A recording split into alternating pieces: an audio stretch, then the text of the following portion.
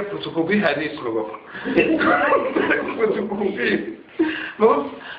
آقا ما برای فتوکپی صدت دارم هدف دارم حضرت علی هر وقت یه نامی به مالکش می نوشت یه رو نوشت از روش او زمان فتوکپی نمید ولی مالکش بود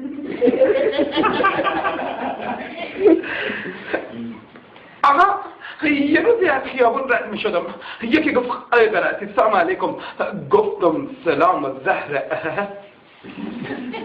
بگن مار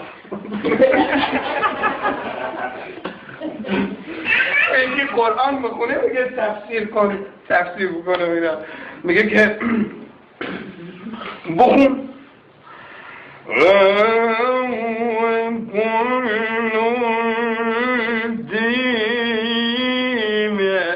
بس آقا داری رابطه ما خدت دارم هده سره مگر انسان کوریتی بر خیابو مخواب با او بر خیابو بره دستش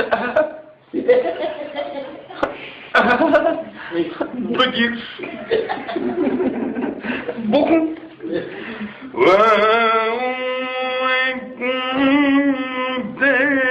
بس اینجا چیزی نداره ایباره بخون خیلی والا قرآن میگه آقا هدف دارم بچه که تو قندم بوده بزرگ که بشه شیفوچه میشه